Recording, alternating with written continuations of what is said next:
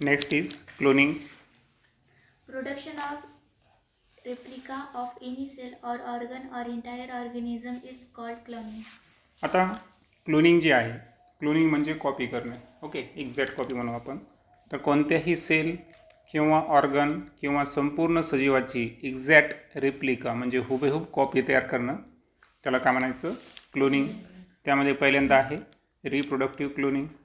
A clone can be produced by fusion of a nucleus of somatic cell with the included ovum of any body. Thus, there is no need of sperms to produce the new organism. आता clone जी आहे तर त्याची निर्मिती कशी होते? तर या ठिकाणी आपण काय करतो की जे सोमॅटिक सेल आहेत, ओके, सोमॅटिक सेलचं जे न्यूक्लियस आहे तर त्याचं फ्युजन आपल्याला कोणत्याही बॉडीच्या इन्युक्लिएटेड ओमसोबत करायचं आहे. आणि हे फ्युजन होत असेल तर दॅट इज प्रोडक्शन होणारा जो कंटेंट असेल तो काय असेल? क्लोन.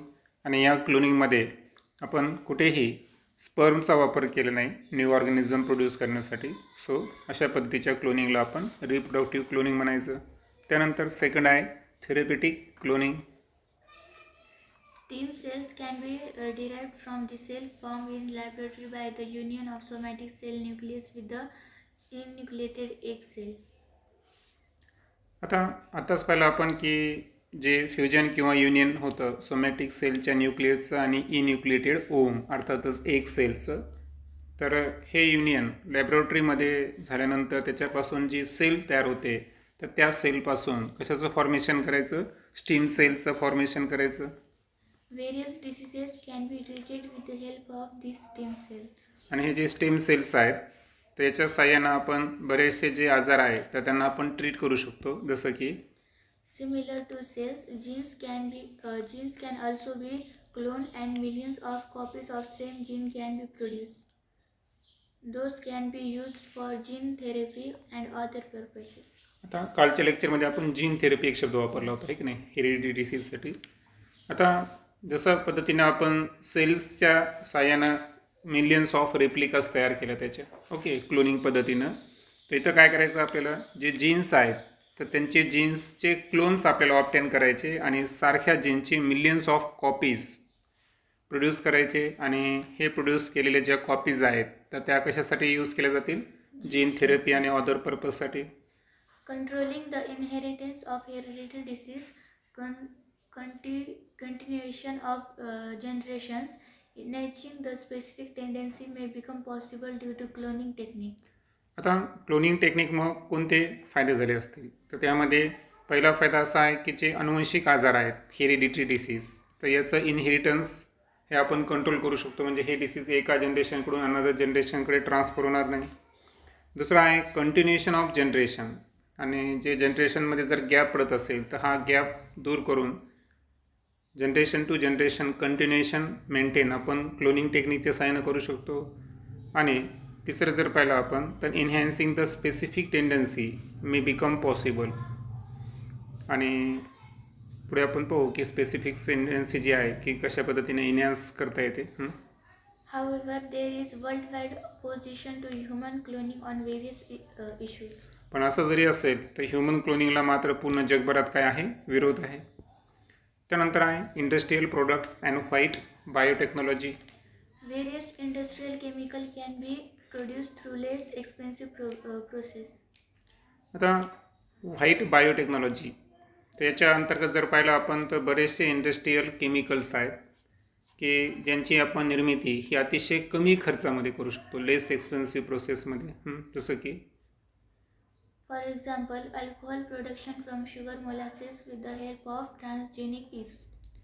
आणि एक्झाम्पल सांगितलं की शुगर मोलासेसपासून जेव्हा आपण अल्कोहोलचं फॉर्मेशन करतो तर अशा वेळेस डिरेक्ट आपण काय करायचं? ट्रान्सजेनिक ईस्टचा वापर करायचा. आणि यामुळे लेस एक्सपेन्सिव्हमध्ये या ठिकाणी त्या पद्धतीचे अल्कोहोलसारखे केमिकल्स आपण प्रोड्यूस करू शकतो. त्यानंतर आहे environment and biotech. It has become possible to solve environment-related various problems with the help of biotechnology. आता बरेचसे एन्व्हायरमेंटल इश्यू आहेत किंवा पर्यावरण समस्या म्हणू आपण त्यांना.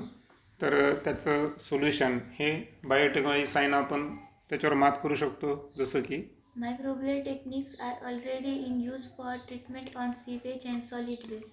आणि आपण पाहिलं होतं की जे सिवेज आणि सॉलिड वेस्ट आहे, ओके, तर याचं व्यवस्थित ट्रीटमेंट आपण कशा साहाय्यानं करू शकतो? मायक्रोब्सच्या साहाय्यानं, है ना. तर मायक्रोबियल टेक्निक्स जे आहेत ते ऑलरेडी आपण स्टडी केलं आहे.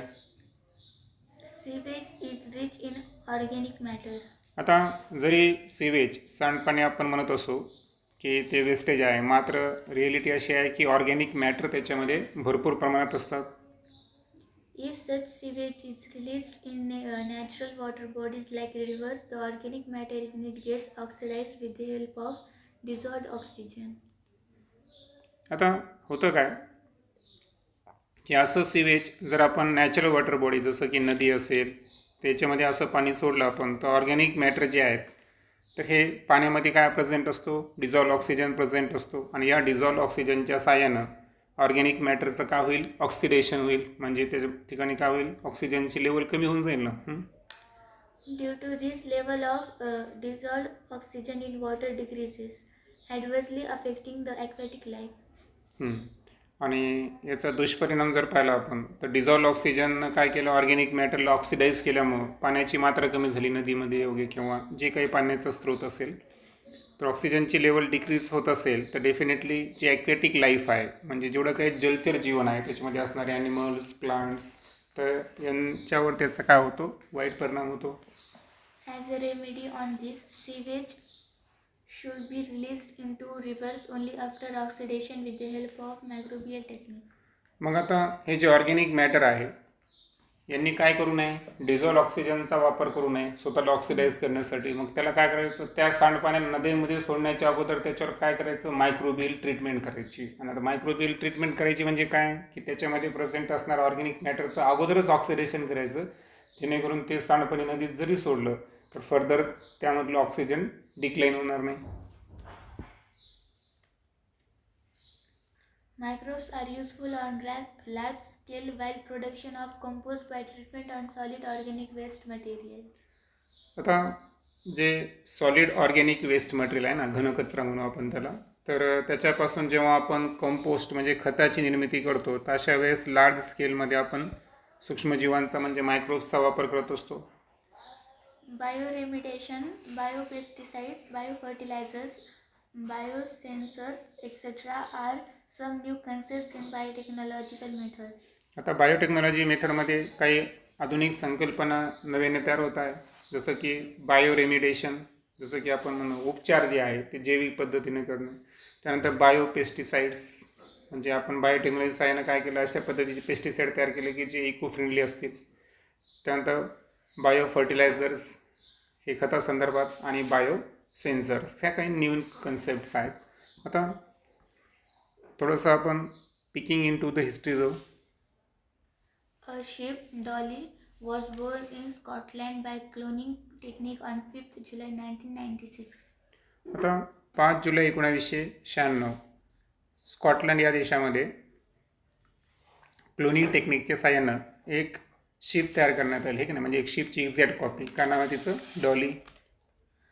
Nucleus from the udder cell of ship of Finn Dorset variety had been introduced into enucleated ovum of Scottish sheep.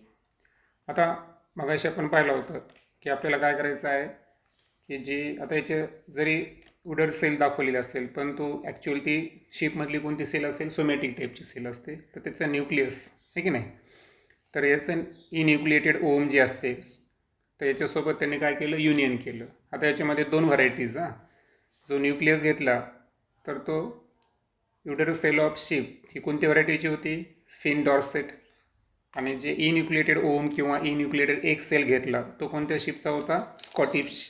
Scottish शिपचा. त्याच्यामध्ये तो इंट्रोड्यूस केला. Then the ovum was allowed to develop in the uterus of Scottish sheep and thereby the Dolly had been born. आणि त्यानंतर जे ओम आहे तर ते ओम further युटेरसमध्ये त्याची काय झाली? डेव्हलपमेंट झाली आणि फर्दर फॉर्मेशन झालं Dolly शिपचं. It was showing the character as per the chromosomes in nucleus and any character of Scottish sheep was not visible. आता यामध्ये कॅरेक्टर्स जर पाहिले आपण तर कॅरेक्टर्स काय झालं बरं की जे क्रोमोझोम न्यूक्लियसमध्ये होते. ओके, म्हणजे कोणतं nucleus of udder cell of sheeps घेतलं होतं आपण, बरोबर आहे का. तर तेच कॅरेक्टर त्याच्यामध्ये दिसलं, परंतु ज्या स्कॉटिश शीपच्या युटेरसमध्ये त्याला प्लांटेशन केलं होतं त्यामधले कोणतेच कॅरेक्टर त्याच्यामध्ये आले नाही. आणि दॅट्स वाय त्याला एक पद्धतीची काय म्हणू आपण, एक्झॅक्ट क्लोनिंग म्हणू. ओके, सो लक्षात आलं तुमच्या की सेक्शुअल रिप्रोडक्शनपेक्षा हे काय डिफरंट आहे. सेक्शुअल रिप्रोडक्शनमध्ये काय होतं, जेनेटिक रिकॉम्बिनेशन होतं, बरोबर आहे का, स्पर्मचा समावेश असतो. परंतु इथे जर पाहिलं आपण तर क्लोनिंगच्या साहाय्याने जेव्हा डॉली शिप तयार केली होती तर जे न्यूक्लियस होतं त्या न्यूक्लियसच्या क्रोमोझोमनुसारच त्याच्यामध्ये कॅरेक्टर दिसून आले. स्कॉटिश शिपचे कोणतेही कॅरेक्टर त्यामध्ये व्हिजिबल झाले नाही. देन बायोरेमिडेशन काय ते समजून घेऊ आपण.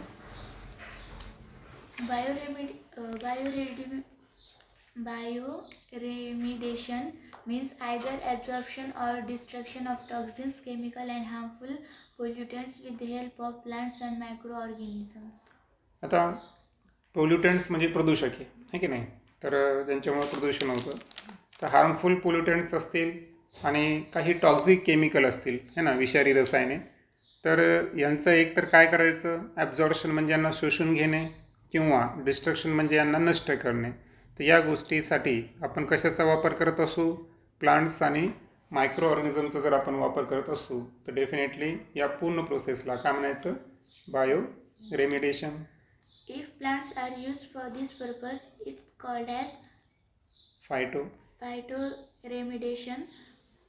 आता फायटोरेमिडेशन काय आहे, तर आता सांगितल्याप्रमाणे टॉक्झिक केमिकल आणि हार्मफुल पोल्युटंट्स यांचं ॲब्झॉर्प्शन किंवा डिस्ट्रक्शन फक्त प्लांटच्या साह्याने होत असेल तर त्याला काय म्हणायचं, फायटोरेमिडेशन. Some examples of bioremediations are as follows. The Pseudomonas bacteria are useful for cleaning the hydrocarbon and oil pollutants from soil and water. आता जमीन किंवा पाण्यामध्ये हायड्रोकार्बन किंवा ऑइल पोल्युटंट्स असतील, ओके, तर यांना क्लीन करण्यासाठी आपण स्यूडोमोनस बॅक्टेरियाचा वापर केला, म्हणजे डेफिनेटली काय आहे, bioremediation. The fern Pteris vittata can absorb the arsenic from the soil. आता सॉईलमध्ये जर आर्सेनिक नावाचं पोल्युटंट असेल है ना, एक विषारी सबस्टन्स आहे तो, तर त्याला ॲब्झॉर्ब करण्याची क्षमता एका वनस्पतीमध्ये आहे, एका फर्नमध्ये आहे. त्या फर्नचं नाव आहे terrace विटाटा. Genetically modified variety of Indian mustard can absorb selenium from soil. त्यानंतर आणखीन एक रेडिओ ॲक्टिव्ह सबस्टन्स म्हणून आपण त्याला सेलेनियम. तर याला सॉईलमधून ॲब्झॉर्ब करण्यासाठी आपण काय केलं की एक अशी इंडियन मस्टर्डची व्हरायटी यूज केली की जी GMI म्हणजे जेनेटिकली मॉडिफाय होती, म्हणजे हे सुद्धा एक प्रकारचं बायोरेमिडेशन आहे. Sunflower can absorb uranium and arsenic. त्यानंतर अनदर एक प्लांट आहे सनफ्लावर, जो युरेनियम आणि आर्सेनिकला ॲब्झॉर्ब करून या ठिकाणी बायोरेमिडेशनचं कार्य करतो. The bacterium डायनोकॉकस रेडिओड्युरन्स is highly radiation resistant organism. आता एक बॅक्टेरिया आहे ज्याचं नाव आहे डायनोकॉकस रेडिओड्युरन्स. आता रेडिओड्युरन्स या रेडिओन लक्षात ठेवायचं की तो रेडिएशनला विरोध करणारा एक ऑर्गॅनिझम आहे, असा तो बॅक्टेरिया आहे. ओके, रेडिएशन होऊ देत नाही. It has been genetically modified and used to absorb the radiations from radioactive debris. आणि जेवढं काही रेडिओ ॲक्टिव्ह डेब्रीज असेल आणि रेडिएशन्स असेल तर त्यांना ॲब्झॉर्ब करण्याची क्षमता या जेनेटिकली मॉडिफाईड बॅक्टेरियामध्ये आहे, ज्याचं नाव आहे डायनोकॉकस रेडिओड्युरन्स. Grasses like अल्फाला, clover and ray are used in phytoremediation. आणि काही गवताच्या स्पेसीज आहेत ज्याच्यामध्ये अल्फाल्फा आणि क्लोवर आणि राय. ओके, तर यांना आपण फायटो रेमेडिएशन म्हणून यूज करू शकतो. त्यानंतर आहे food biotechnology.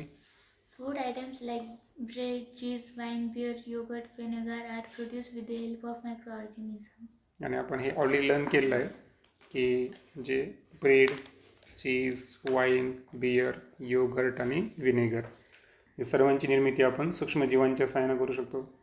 These food items are probably the oldest ones produced with the help of biotechnology.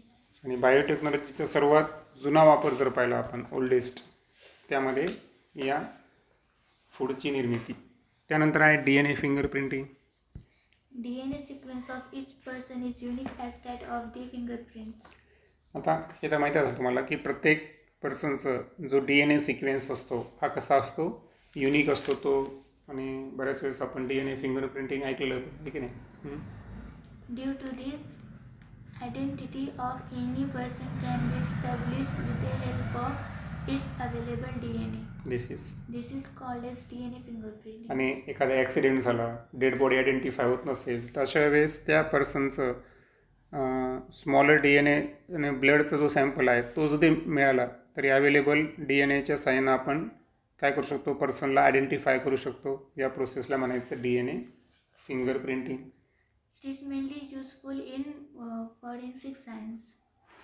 आणि आपल्याला माहिती आहे की बऱ्याच वेळेस आपण ऐकतो ना की ह्या रिपोर्ट कुठे जाणार आहे, फॉरेन्सिक लॅबमध्ये जाणार आहे. सो दॅट्स वाय तो कोणता सायन्स आहे, फॉरेन्सिक सायन्समध्ये त्याचा यूज केला जातो. Identity of the criminal can be established with the help of any part of its body found at the site of crime. आणि जिथे एखादा गुन्हा घडला असेल तर तिथं बऱ्याचशा वस्तू जे आहेत ना त्याला त्यांना स्पर्श वगैरे केलेला असतो आहे की नाही. तर अशा वेळेस आपण क्रिमिनलला आयडेंटिफाय करण्यासाठी DNA फिंगरप्रिंटिंग हे फॉरेन्सिक सायन्सच्या सहाय्याने करू शकतो. Similarly, identity of father of any child can be established.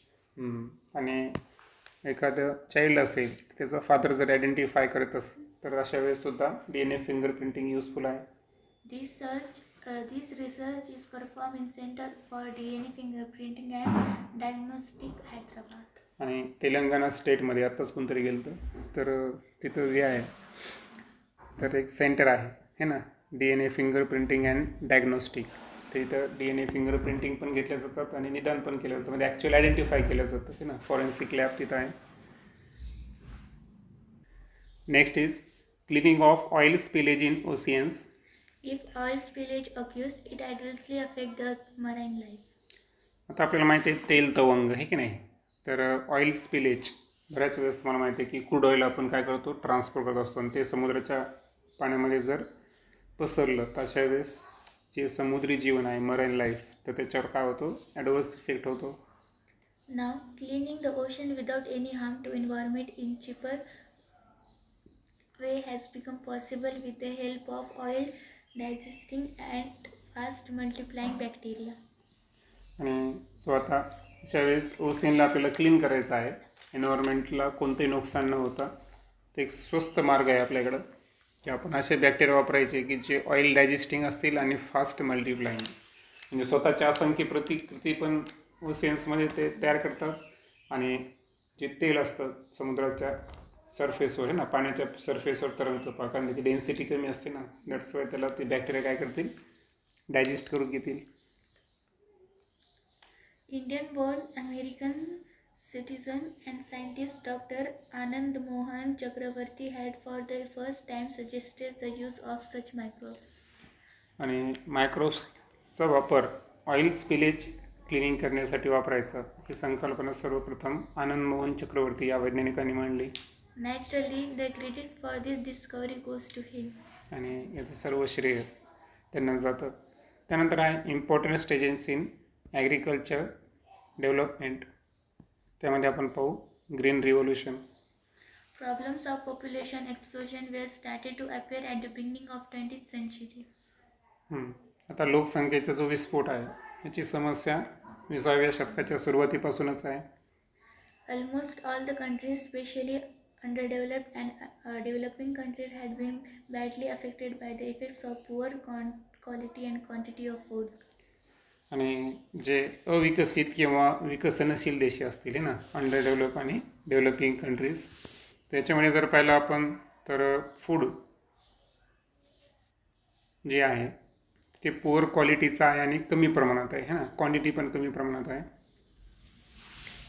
Various methods applied for harvesting maximum yield from minimum land are collectively called as green revolution. आता काय होईल, लोकसंख्या वाढली, जमीन कमी आहे ना, मिनिमम लँड आहे आपल्याकडे आणि उत्पन्न तर मॅक्झिमम पाहिजे.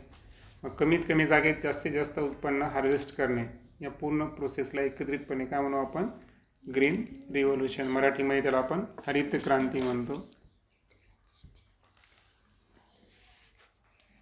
Improvised dwarf varieties of wheat and rice, proper use of fertilizers and pesticides, and water management had led to the increased production of food grains, and thereby large population had been saved from hunger. आता wheat आणि राईसच्या ज्या improvise dwarf varieties आहेत, tall आणि dwarf माहिती तुम्हाला, टॉलचे Vercel dwarf, तर या varieties improvise करणे, त्यानंतर प्रॉपर यूज करायचा फर्टिलायझर आणि पेस्टिसाइड्सचा, त्यानंतर त्या पिकांना योग्य पाणी, वॉटर मॅनेजमेंट, तर याच्या साहाय्यानं जे फूड ग्रेन्स आहे त्याचं उत्पन्न वाढलं. आणि दॅट्स वाय जे लोक उपासमारीपासून म्हणजे त्रस्त होते समजा, की नाही, तर या हंगरला आपण सेव्ह केलं. लार्ज पॉप्युलेशनची जी अन्नधान्यांची समस्या आहे, तर ही कशामुळे शक्य झाली, green रिव्होल्यूशनमुळे. Dr. Norman Borlaug, USA, and Dr. M.S. Swaminathan, Indian, have valuable contribution in green revolution. आणि भारतात आपण ज्यांना हरित क्रांतीचे जनक म्हणतो, आहे की नाही, तर USA कोण आहेत, नॉर्मन बोरलॉग, ओके, आणि भारताचे M.S. स्वामीनाथन. तर यांचं एक कॉन्ट्रीब्युशन आहे ग्रीन रिव्होल्यूशनमध्ये.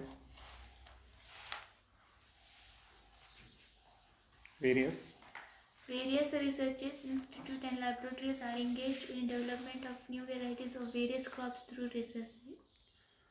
आता रिसेंटली जर पाहिलं आपण तर बरेचसे इन्स्टिट्यूट आणि लॅबोरेटरीज आहेत. तर हे एंगेज म्हणजे यांचं सातत्यानं काम चालू आहे. कशामध्ये, कारण त्यांना पिकांच्या न्यू व्हरायटीज काय करायचे असतात, डेव्हलप करायचे असतात. त्या संदर्भात त्यांचं काय चालू असतं, रिसर्च चालू असतं.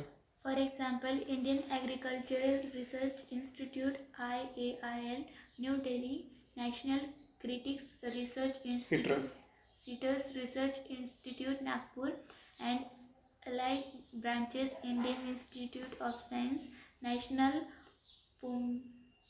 Pomegranate research institute, Solapur.